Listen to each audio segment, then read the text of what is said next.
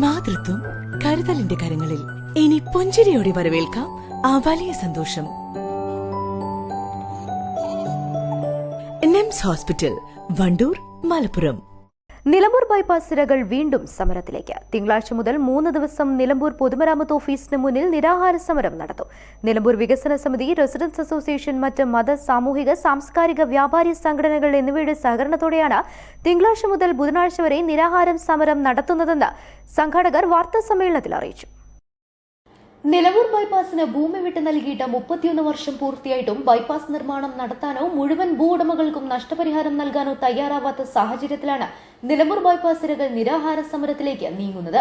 3 പതിറ്റാണ്ട് മുൻപ് രൂപകൽപ്പന ചെയ്ത പദ്ധതിയാണ് ഇന്നും യാഥാർത്ഥ്യമായിട്ടില്ലാത്ത ബൈപ്പാസ് റോഡ്. 6 കിലോമീറ്റർ പാതയിൽ പകുതിയിൽ താഴെ മാത്രം ഏറ്റെടുത്ത് അതിൽ ചെറിയ ഭാഗം മാത്രം അല്പം പ്രവൃത്തി നടത്തി ഇപ്പോൾ നിശ്ചലാവസ്ഥയിലാണ്.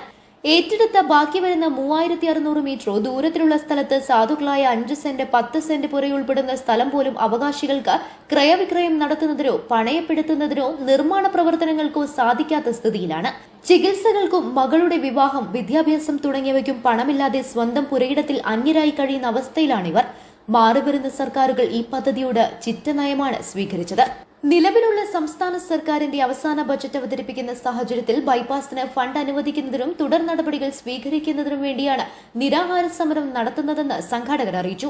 ഭൂമി ഏറ്റെടുത്ത് അർഹമായ നഷ്ടപരിഹാരം ഉടൻ വിതരണം ചെയ്യണമെന്നാവശ്യപ്പെട്ട് ഭൂ ഉടമകൾ മുൻ MLA PV അൻവറിന്റെ സഹായത്തോടെ മുഖ്യമന്ത്രി പിണറായി വിജയനെ പോയി കണ്ടിരുന്നു. പരിഹാരമുണ്ടാക്കാമെന്ന് മുഖ്യമന്ത്രി വാഗ്ദാനം നൽകുകയും ചെയ്തിരുന്നു. അതിനിടയിലാണ് നിലമ്പൂർ MLA രാജിവെച്ചത്. 257 കുടുംബങ്ങൾക്കാണ് ബൈപ്പാസ് വരുന്നതോടെ സ്ഥലം നഷ്ടമാകുന്നത്. 48 വീടുകൾ പൂർണ്ണമായി പൊളിച്ചു മാറ്റണം. ബന്ധപ്പെട്ടവർ പലതവണ അവധി പറഞ്ഞിട്ടും ഇതുവരെ ഭൂമിയുടെ നഷ്ടപരിഹാരം പോലും ലഭിച്ചിട്ടില്ല. വരുന്ന തെരഞ്ഞെടുപ്പ് ബഹിഷ്കരണം വരെ ഉടമകൾ ആലോചിക്കുന്നുണ്ട്. അടുത്ത ബജറ്റിലെങ്കിലും മതിയായ തുക സർക്കാർ അനുവദിക്കുമെന്ന പ്രതീക്ഷയും ഇവർ വെച്ചുപുലർത്തുന്നുണ്ട്. നിലമ്പൂർ ജ്യോതിപ്പടി മുതൽ വെളിയന്തോട് വരെ 6 കിലോമീറ്റർ ദൈർഘ്യത്തിലാണ് ബൈപ്പാസിന് ഭൂമി ഏറ്റെടുത്തത്. നിരാഹാര സമരം കൊണ്ട് ലക്ഷ്യം നേടിയില്ലെങ്കിലും മരണം വരെ സമരം നടത്താനും ബൈപ്പാസ് കൂട്ടായ്മയ്ക്ക് നീക്കമുണ്ട്. നാടുകാണി മുതൽ പരപ്പനങ്ങാടി റോഡ് നവീകരണം പൂർത്തീകരിക്കലും സമരത്തിൽ ഉന്നയിക്കുന്നുണ്ടെന്ന് നിലമ്പൂർ വികസന സമിതി ഭാരവാഹികൾ പറഞ്ഞു.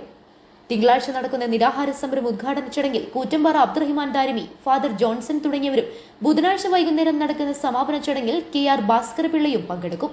വാർത്താ സമ്മേളനത്തിൽ ബൈപ്പാസ് കൂട്ടായ്മ പ്രവർത്തകരായ KP ഉമ്മർ, നസീർ ആറാട്ടുതൊടി, ജെയിംസ് മയ്യന്താനി, നിലമ്പൂർ വികസന സമിതി ഭാരവാഹികളായ അഹമ്മദ് കുട്ടി കാപ്പിൽ, MK സുരേഷ് എന്നിവർ പങ്കെടുത്തു.